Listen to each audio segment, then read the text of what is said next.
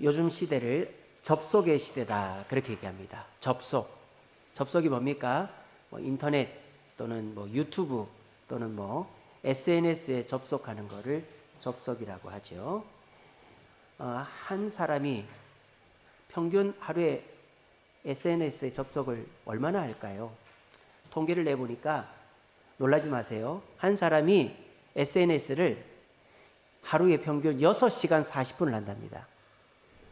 6시간 40분. 물론 여기 계신 분들은 그렇게까지는 하진 않을 거예요. 근데 평균을 내보니까 그렇다는 거죠. 그도 그럴 것이, 여러분 눈 뜨자마자 뭘부터 봅니까?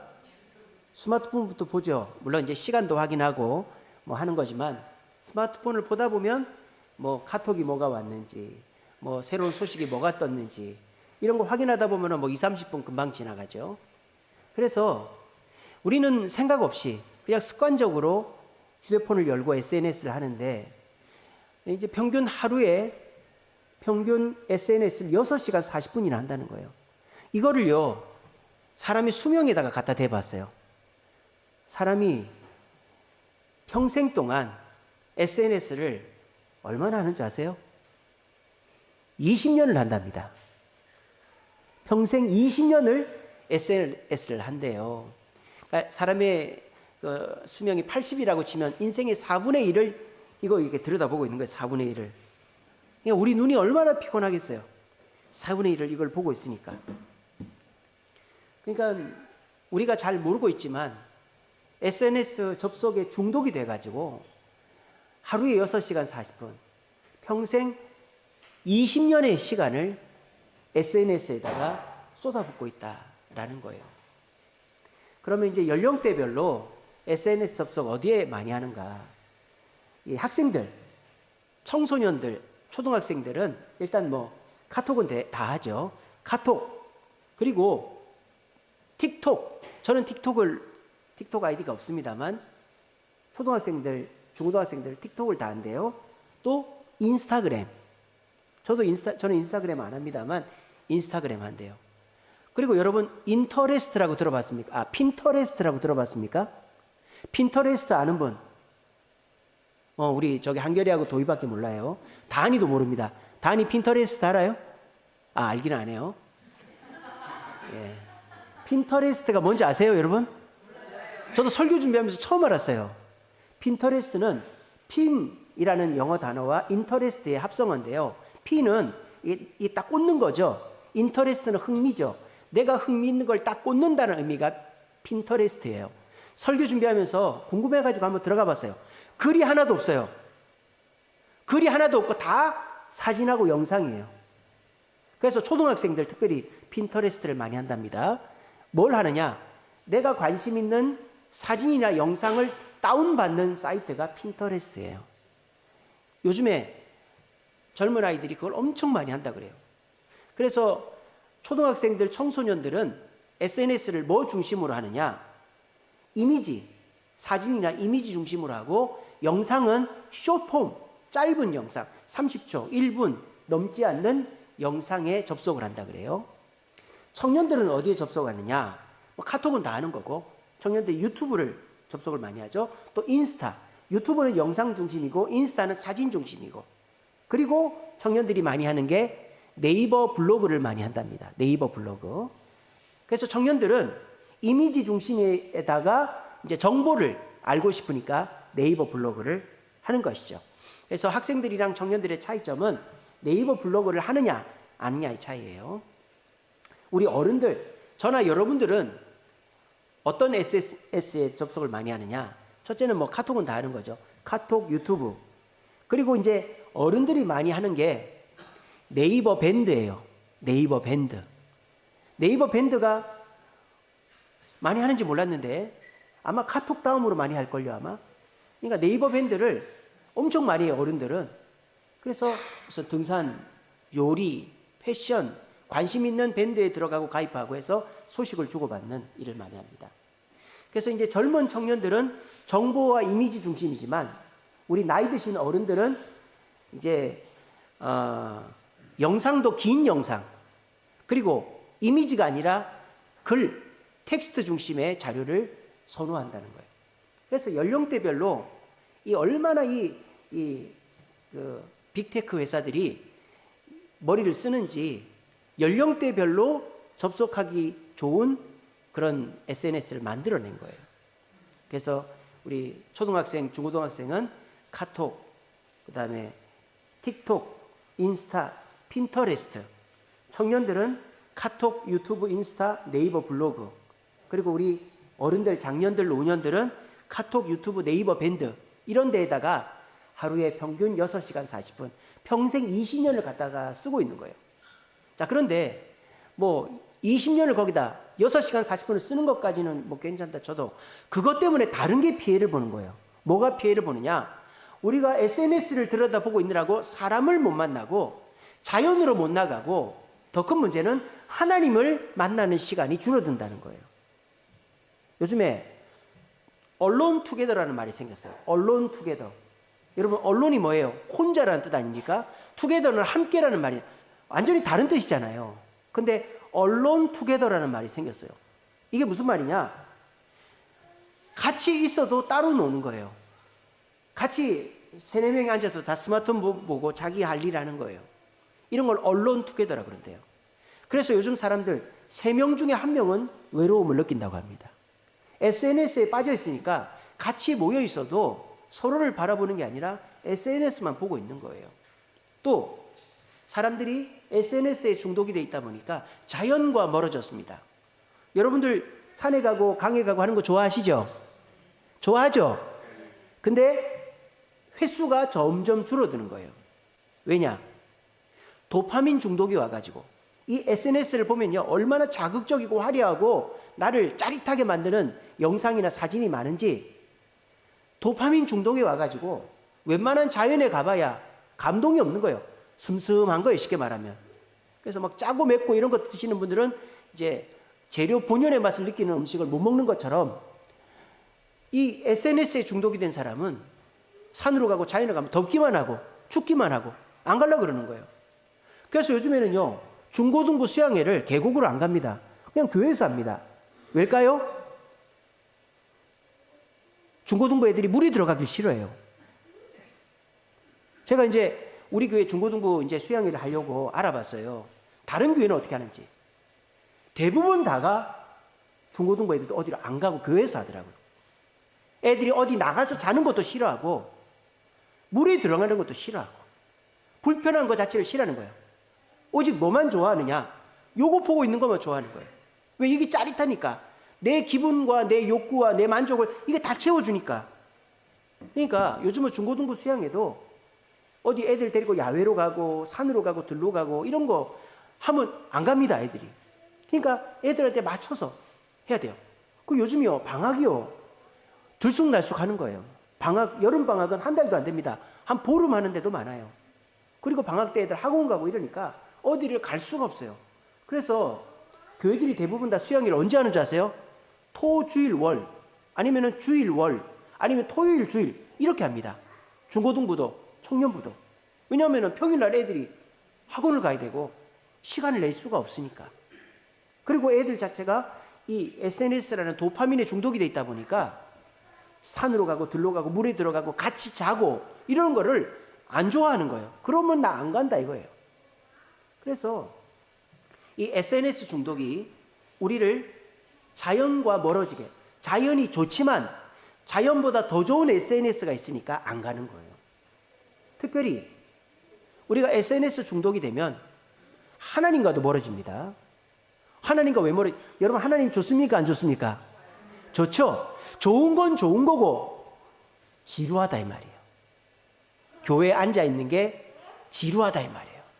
SNS는 영상이나 뭐 이런 게 15분을 넘지 않습니다. 요즘 여러분 그 월드컵 한창이죠. 월드컵 하이라이트 몇 분짜리예요? 3분짜리 영상입니다. 예전에는 월드컵 프로야구 하이라이트가 15분이었어요. 근데 그러면 사람들이 안 봐요. 그러니까 요즘은 유튜브에 보면 무슨 하이라이트 이런 거 3분이에요. 3분, 4분이에요. 그러니까 뭔가 길게 하는 거를 굉장히 지루하게 생각하는 거예요. 이 교회 예배가 1시간에서 1시간 반을 하잖아요. 그러니까 여기 와서 앉아 있는 것도 너무너무 지루한 거죠. 이번에 우리 유초등부 아이들 성경학교를 하는데 제가 제 돈을 주고 킹 오브 킹즈인가? 킹 오브 킹즈라는 영화를 샀어요. 제가 제 돈을 주고 우리 유초등부 아이들 보여주려고. 그래서 이제 저희 집사람이랑 의논했어요. 여보, 우리 성경학교 둘째 날에 아이들 영화 보여주자. 킹 오브 킹즈 보여주자. 이랬더니 집사람이 뭐라는 줄 알아요? 그거 안 본대요, 애들이. 왜 안 볼까요? 유익하지 않고 재미없어서가 아니라 1시간 반을 어떻게 앉아있냐 이 말이에요. 요즘 애들이 1시간 반을 못 앉아있어요. 그러니까 이제 극장이 망하는 거죠. 극장에 1시간 반을 사람들이 못 앉아있는단 말이에요, 이제. 그러니까 우리가 삶 자체가 너무 SNS라는 도파민에 중독이 돼 있다 보니까 하나님과도 거리가 점점 멀어지는 거예요. 그렇게 되면 어떻게 될까요? 우리는 이 세상에 사로잡혀 가지고 천국을 준비하지 못하고 천국에서의 삶을 기대하지 못하는 그런 참 안타까운 현실이 주어지고 있는 것입니다. 그럼 우리가 어떻게 해야 될까요? 이걸 줄여야 되는 거예요, 이거를. 제가 이제 변호사님 만나러 그 잠실 강남구청역 갈 때 전철을 타고 집사람이랑 이제 세브란스 병원 갈 때 전철을 타보면 다 이거 보고 있어요. 다 이거 보고 있어요. 저는 이제 뭐 안 보고 있는데 사람들이 이걸 놓을 줄 모르고 놓을 줄을.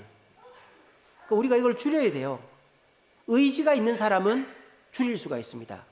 의지가 약한 사람은 그냥 끌려가는 거예요. 여러분들은 세상이라는 이 틈바구니를 벗어나서 주님 품으로 안긴 의지가 있는 분이잖아요. 그러니까 여러분들은 SNS를 줄여야 됩니다. 어떻게 줄여야 되느냐? 우리가 이거 의지적으로 이거 보는 시간을 줄여야 돼요. 그래서 딱 약속을 하세요, 본인이랑. 내가 전화할 때 또는 뭐 카톡이나 인스타나 뭐나 확인할 때는 한꺼번에, 그리고 내가 뭐 거리를 갈 때나 버스를 탔을 때는 안 본다. 이런 식으로 자기만의 어떤 루틴, 규칙을 정해놓으면 무의식적으로 휴대폰에 손이 가는 것을 막을 수가 있습니다.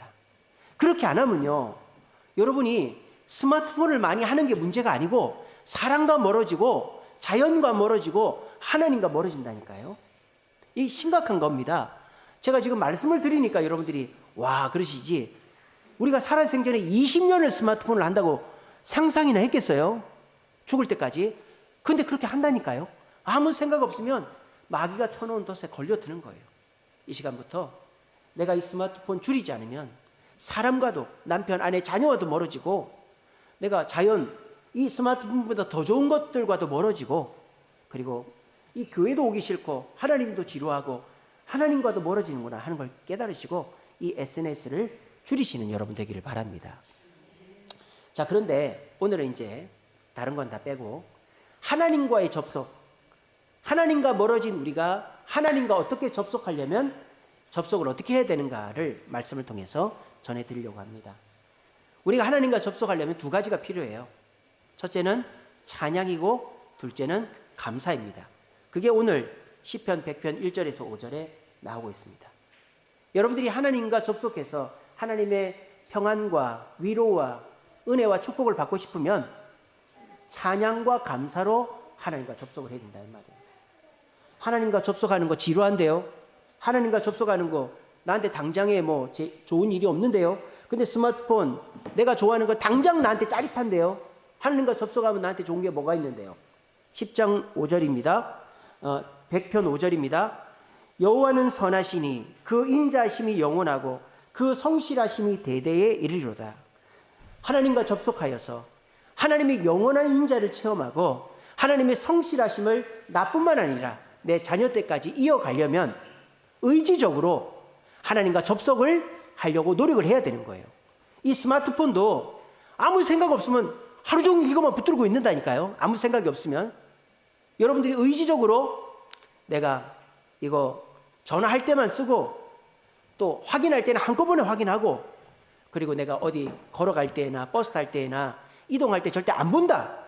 이 생각을 딱 하면서 절제를 하면 하루에 한두 시간밖에 안 하겠죠. 근데 여러분들이 아무 생각이 없으면 하루에 6시간 40분 하고 일생의 4분의 1인 20년을 스마트폰을 붙들고 있는다고요.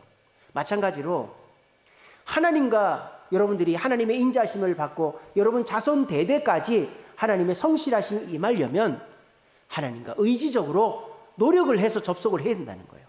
그래서 저는 바랍니다. 오늘 맥주 감사주일입니다. 맥주 감사주일이 뭡니까? 여러분 오늘이 뭐 특별한 날이 아니잖아요. 그냥 52주 중에 한 주예요. 근데 우리가 오늘 특별하게 지키는 게 뭡니까? 지난 1월부터 6월 달까지 6개월 동안 우리의 삶 속에 하나님이 베풀으신 은혜에 감사하는 감사의 기회를 갖자고 하는 것이 맥주 감사주일 아니겠어요?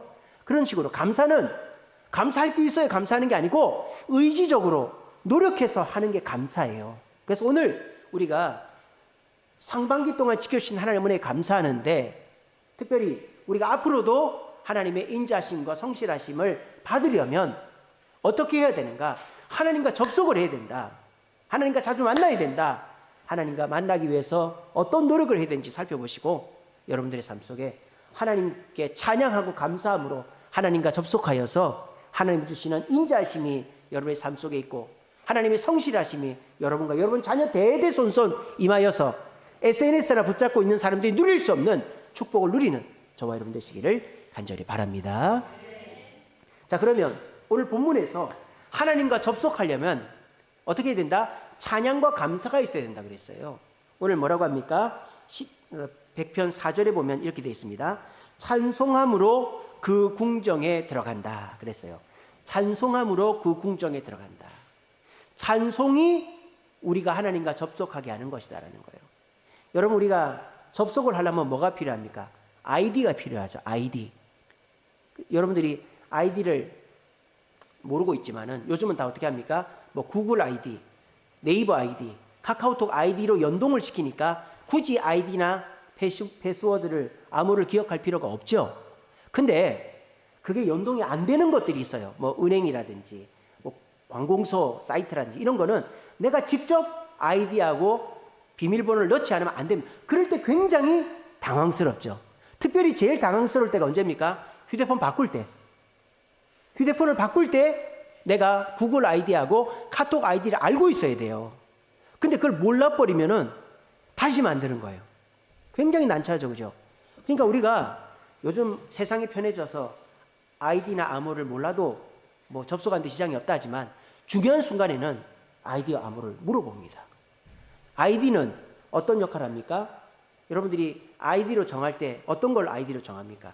주로 이제 아이디가 뭐 문자하고 숫자죠, 그죠? 근데 요즘은 그 특수 키를 하나 넣으라 그러죠. 뭐 느낌표나 물음표나 샵이나. 그래서 우리가 주로 아이디를 만들 때는 어떤 거로 만듭니까? 내 이름, 그죠?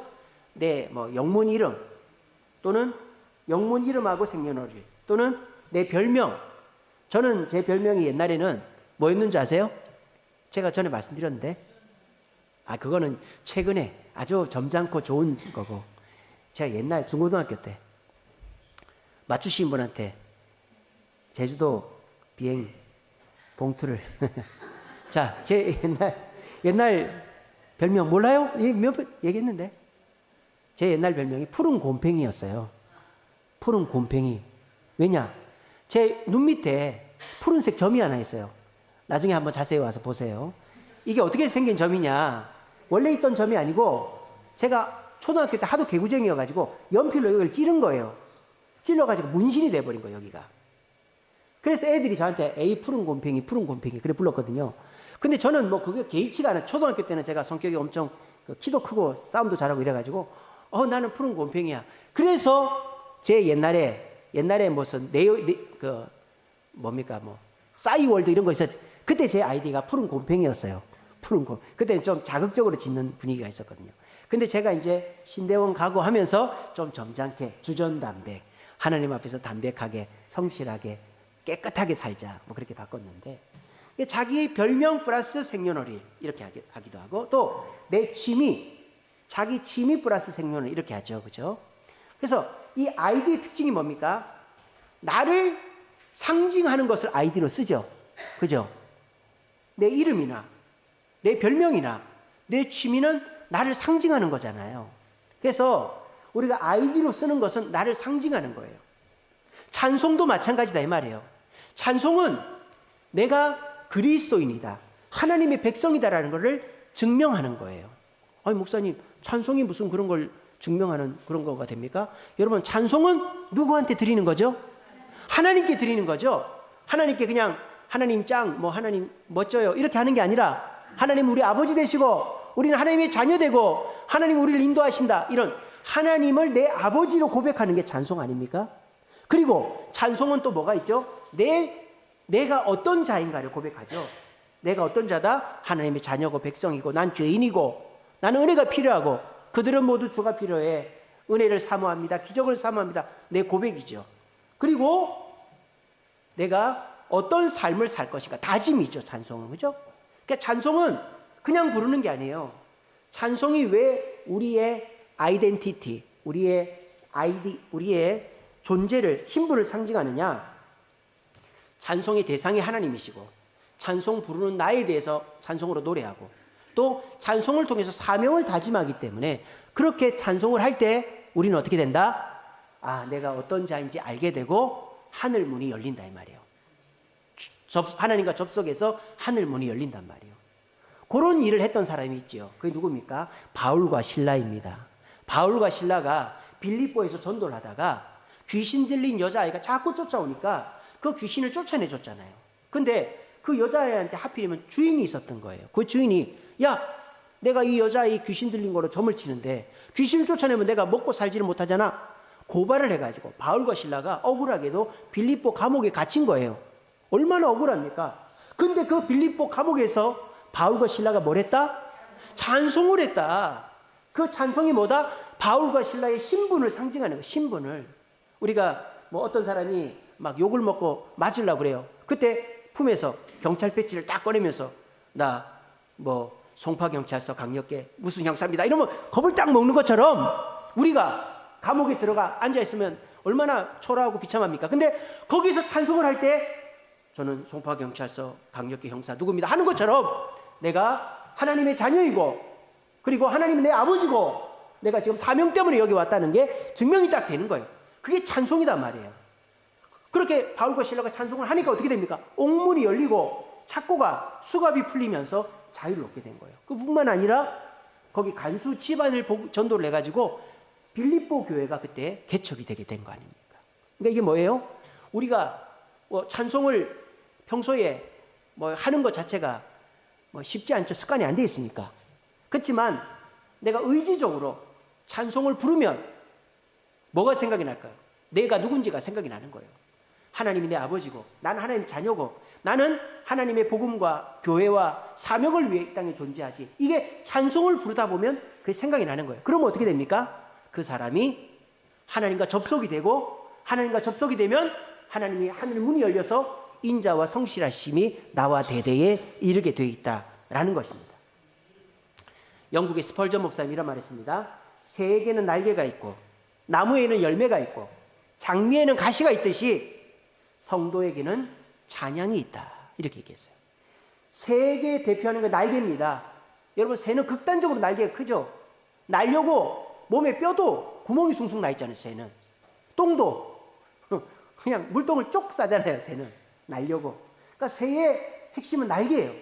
나무의 핵심은 뭡니까? 열매 아닙니까? 나무는 열매를 맺어 자기 몸을 쥐어짜지 않습니까? 그리고 장미의 아이덴티티는 가시죠. 화려한 꽃은 여러 군데 있습니다. 장미는 가시가 있는 게 핵심이죠.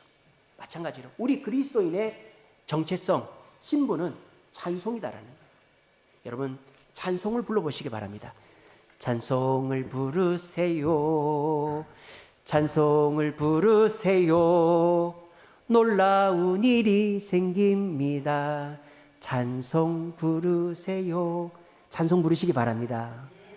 찬송 부르기 전에 우울하고 답답하고 사탄 마귀의 운동장이 되어 있는 내 몸과 마음이 찬송을 부를 때 마귀가 떠나가고 하나님과 접속이 되어서 하나님의 축복의 메시지와 은혜가 넘쳐나면 우리는 그 속에서 하나님의 인자와 성실을 경험하게 되는 것입니다. 여러분, 우리 그리스도인이 누구인가, 내가 누구인가를 알려면 찬송을 부르는 순간 내가 누구인가를 깨닫게 됩니다. 찬송 습관적으로 부르기 쉽지 않죠. 찬송을 부르려면 첫 번째 뭐 해야 될까요? 많이 들어야 돼요.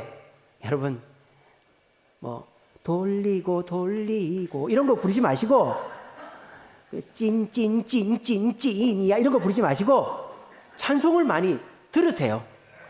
많이 듣다 보면 어떻게 됩니까? 마음에 와닿는 거를 부르게 돼 있단 말이에요. 아시겠죠?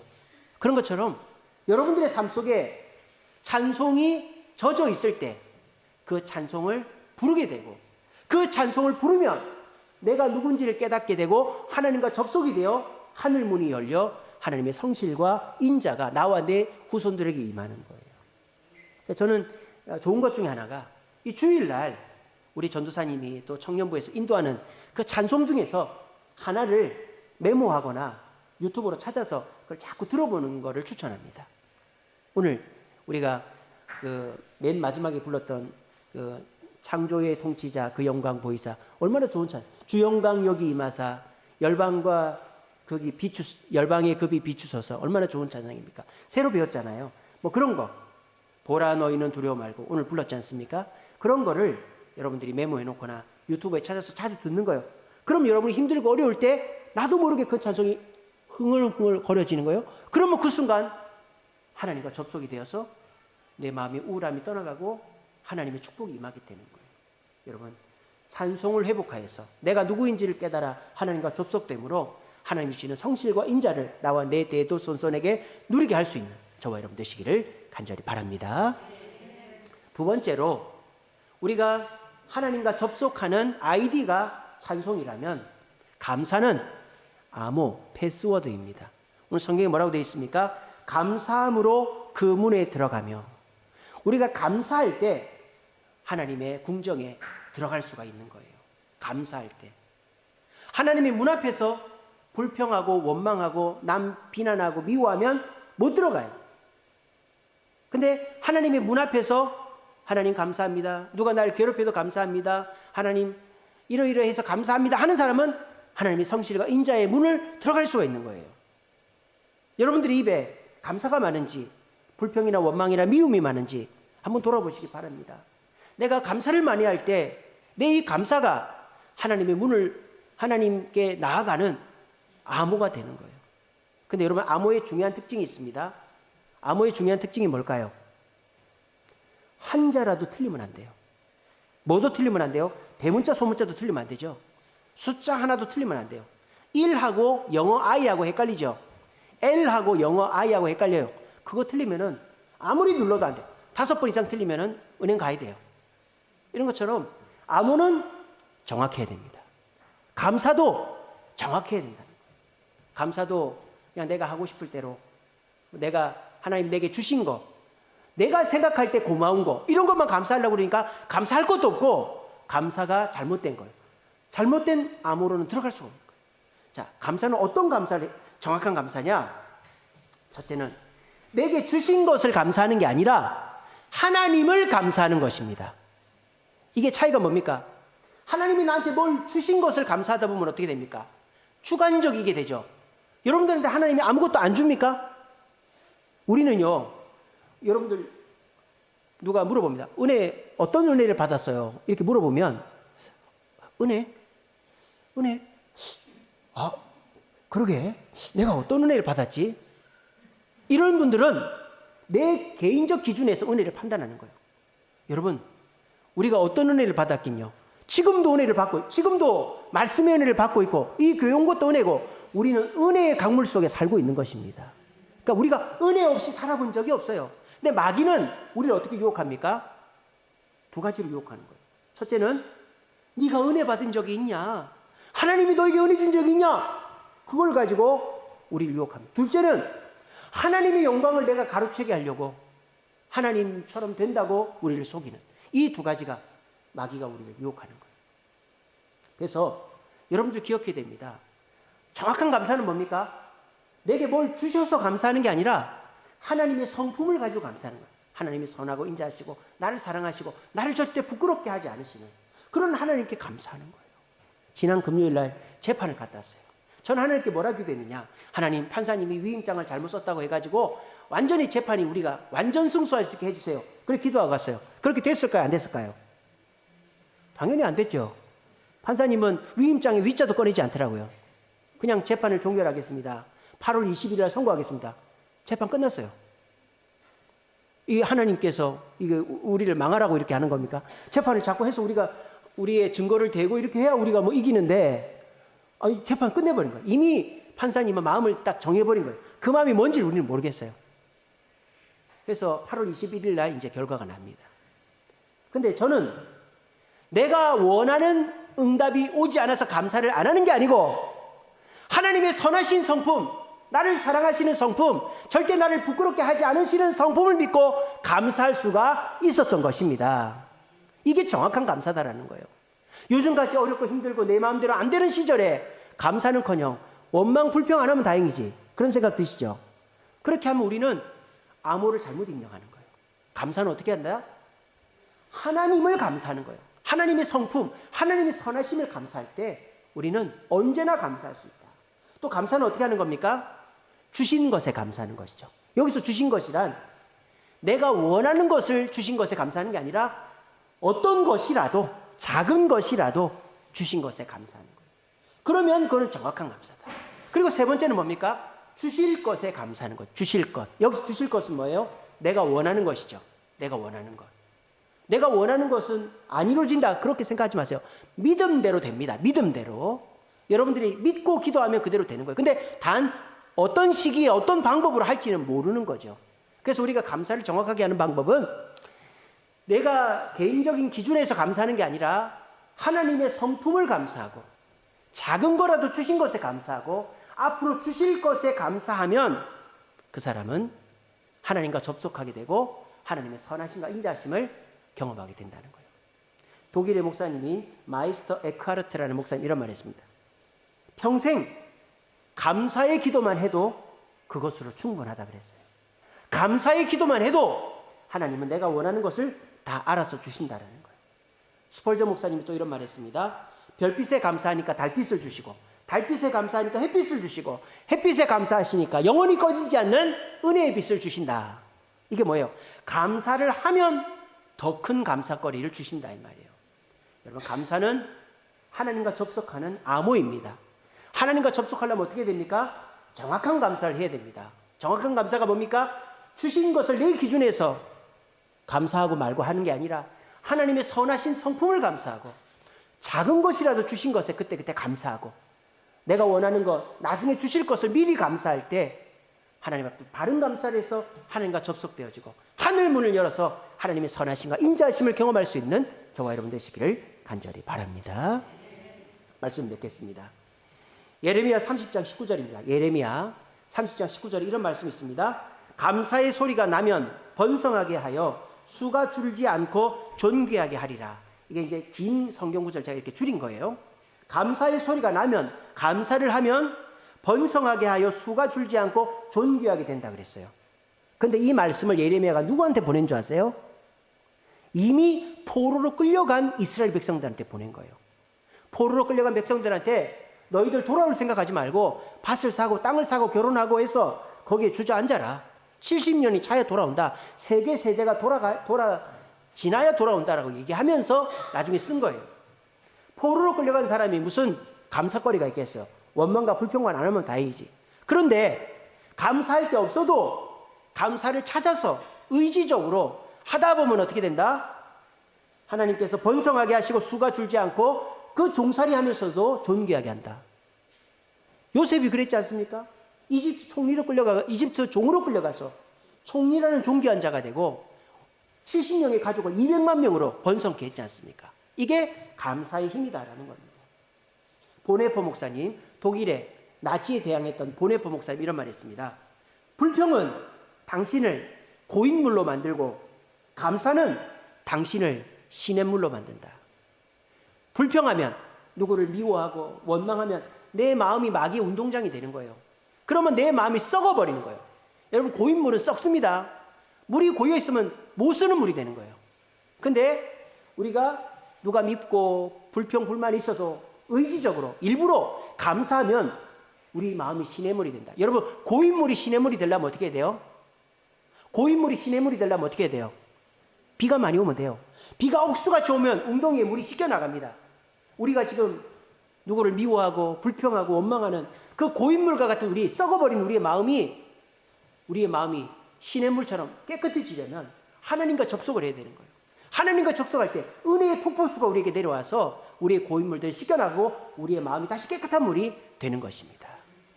SNS 줄이시기 바랍니다. 아까 말씀드렸죠? 내가 전화할 때만 본다. 뭐 확인하는 거는 할 때 한꺼번에 확인한다. 그리고 내가 어디 길을 가거나 뭐 차를 타거나 또는 뭐 잘 때, 특별히 잘 때 나 이거 안 본다. 요거 딱 마음 정하면 SNS 확 줄일 수 있습니다. 그리고 SNS를 줄이면서 하나님과의 접속을 누리시기 바랍니다. 어떻게? 찬송은 하나님과 접속하는 아이디다. 찬송은 우리의 신분을 증명하는 것이다. 찬송하면서 하나님 내 아버지 되시고 난 하나님 자녀고 난 하나님이 사명이 있다는 걸 고백하면 하나님과 접속이 되어 하나님의 은혜를 받는다. 감사는 하나님과 접속하는 암호다. 암호는 정확히 해야 된다. 감사는 정확히 해야 된다. 내게 주어진 주관적인 판단에서 감사하는 게 아니라 하나님의 성품을 감사하고 작은 거라도 주신 것에 감사하고 주실 것에 감사하면 하나님과 접속하여 하나님의 성실과 인자를 나와 내 대대손손 누릴 수 있다라는 거 기억하시고 SNS를 줄이시고 찬송과 감사로 하나님과의 접속을 늘리심으로 하나님의 인자하심과 성실하심을 나와 내 후손들에게까지 이어줄 수 있는 저와 여러분 되시기를 간절히 바랍니다.